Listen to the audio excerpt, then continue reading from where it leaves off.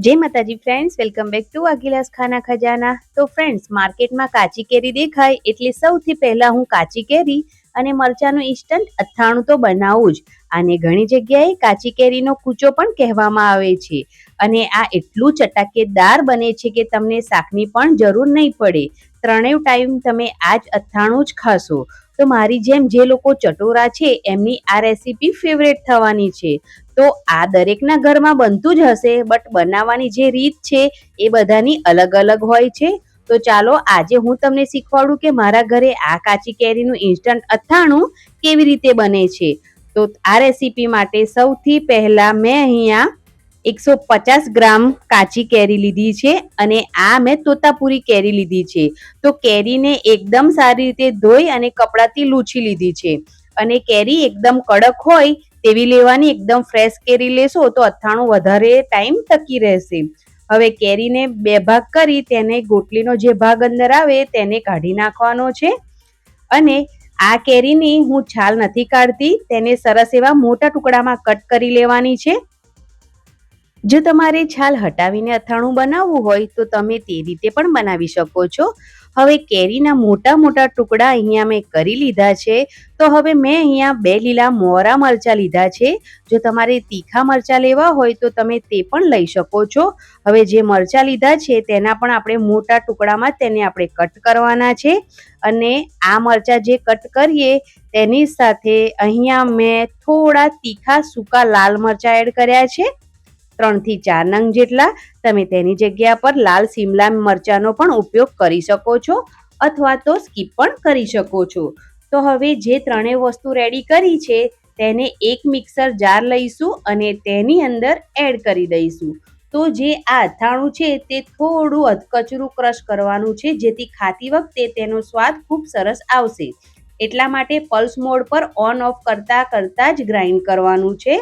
Mixer jar ના હોય તો તમે ખારણીમાં પણ તેને દરદરું ખાંડીને પણ રેડી કરી શકો છો।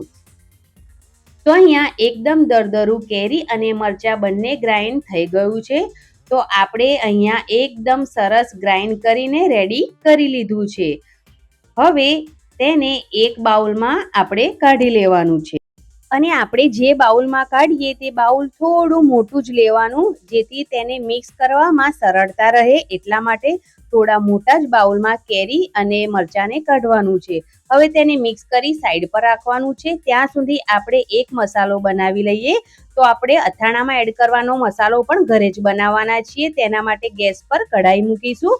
કઢાઈ થોડી ગરમ થઈ જાય એટલે 1 ચમચી જીરું એડ કરીશું। તેની સાથે 3 ચમચી વરિયાળી એડ કરવાની છે। તેમાંથી અડધી ચમચી વરિયાળી બચાવીને સાઈડ પર રાખવાની છે, તેનો ઉપયોગ આપણે આગળ કરવાના છે। 1.5 ચમચી જેટલી રાઈ એડ કરીશું અને થોડા સૂકા મેથીના દાણા એડ કરવાના છે। તો આપણે જે આ મસાલો એડ કર્યા છે ને તેનું પ્રમાણ ખાસ જોજો, તેનાથી જ આપણું જે અથાણું છે એનો ટેસ્ટ ઉભરીને આવે છે। તો આ બધા જ જે મસાલા છે તેને હલકા એવા શેકી લેવાના છે।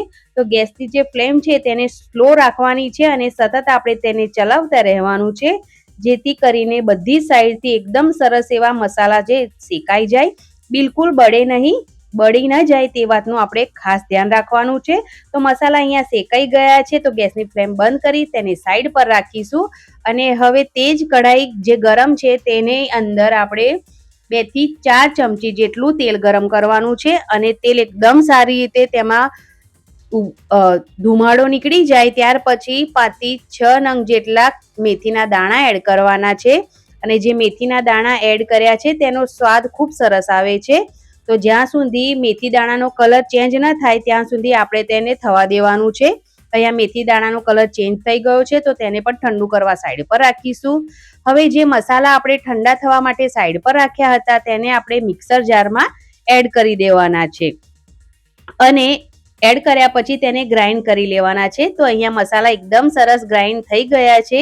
તો આ મસાલા કેવા પીસવાના છે એ હું તમને નજીકથી બતાવું છું કે કોઈ પણ વસ્તુના જે દાણા છે તે આખા નથી પણ હલકા હલકા નાના નાના ટુકડા તેના દેખાય છે। બસ એટલું આપણે એને પીસવાનું છે। હવે તેને સાઈડ પર મૂકીશું અને જે કેરી અને મરચા લીધા છે તેની અંદર હવે આપણે જે સ્વાદ પ્રમાણે મીઠું એડ કરવાનું છે। તો મીઠું થોડું ચડિયાતું રાખવાનું છે જેથી જે અથાણું છે તે બચી રહે। અડધી ચમચી જેટલો હળદર પાવડર નાખીશું અને હવે જે મસાલો બનાવ્યો છે તે મસાલો બધો જ અહીંયા આપણે એડ કરવાનો છે. આશરે ચમચીના માપથી જોઈએ તો 4 મોટી ચમચી જેટલો મસાલો થાય છે. હવે તે બાઉલને પણ આપણે સાઈડ પર મૂકી દઈશું અને જે તેલને ઠંડુ થવા મૂક્યું હતું તે લઈ લઈએ. આ જે તેલ છે તે હજુ હુંફાળું ગરમ છે, તો હવે તેની અંદર જે વરિયાળી બચાવીને રાખી હતી તેને એડ કરી દઈશું અને હવે તેની સાથે 1 ચમચી જેટલો લાલ મરચું પાવડર એડ કરી દઈએ. તો અત્યારે તમે તીખું કે પછી કાશ્મીરી લાલ મરચું કોઈ પણ એડ કરી શકો છો, વધારે ઓછું તમે તમારા પ્રમાણે મરચું એડ કરી શકો છો.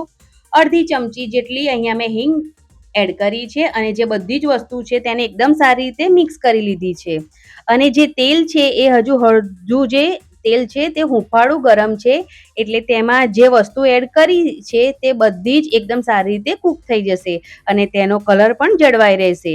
હવે જે આ હુંફાળું તેલ છે તેને આપણે જે કેરી અને મરચાં અને મસાલો એડ કરીને સાઈડ પર રાખ્યો છે તે બાઉલમાં તેને એડ કરી દેવાનું છે.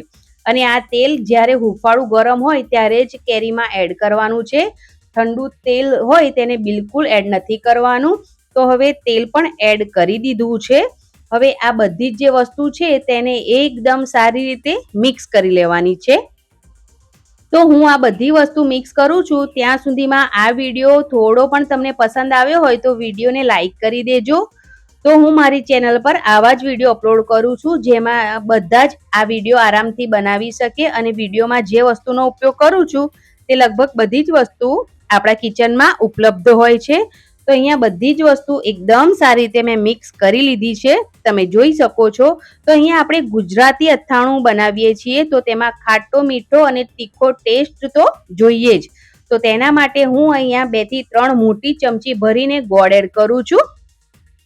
અને ગોળ કેટલો એડ કરવાનો એ પણ ટોટલી તમારા ઘરમાં કેવો ટેસ્ટ ખવાય છે તેના પર આધાર રાખે છે. તો ગોળ પણ તમે તમારે પ્રમાણે વધારે કે ઓછો એડ કરી શકો છો. તો હવે ગોળ એકદમ સારી રીતે મેલ્ટ થઈ જાય ત્યાં સુધી આપણે તેને મિક્સ કરતું રહેવાનું છે. તો અહીંયા મેં બધું જ એકદમ સારી રીતે મિક્સ કરી લીધું છે. તો હવે થોડી વાર માટે ગોળને ઓગળવા માટે આપણે સાઈડ પર મૂકી દેવાનો છે, જેથી ગોળ છે એકદમ સારી રીતે ઓગળી જાય એટલા માટે. હવે હું તમને થોડી વાર પછી બતાવું છું. તો જે ગોળ છે એ એકદમ સારી રીતે ઓગળી ગયો છે અને હવે આપણું એકદમ ઇન્સ્ટન્ટ વાળું ખાટું તીખું અને મીઠું અથાણું રેડી છે. તો તમે ગરમા ગરમ રોટલી સાથે ચટાકેદાર અથાણું ખાઈ શકો છો. તો આ અથાણાને ઠંડુ થઈ ગયા પછી તમે એરટાઇટ કાચના કન્ટેનરમાં ભરીને તમે ફ્રીજમાં કે પછી બહાર સ્ટોર કરી શકો છો. ફ્રીજમાં રાખશો તો તે લાંબો સમય માટે બગડશે નહીં. અને જો તમારા ઘરે આ રીતથી ના બનતું હોય તો આ તમે ચોક્કસથી એકવાર ટ્રાય જરૂરથી કરજો અને ટ્રાય કરો તો તમારા અનુભવો કોમેન્ટ બોક્સમાં જરૂરથી જણાવજો. અને આજની આ રેસીપી તમને પસંદ આવી હોય તો ફ્રેન્ડ્સ અને ફેમિલી મેમ્બરમાં રેસીપીને શેર કરવાનું બિલકુલ ના ભૂલતા. અને મારી મહેનત તમને થોડી પણ પસંદ આવી હોય તો મારી ચેનલને સબસ્ક્રાઈબ જરૂરથી કરજો. Thanks for watching.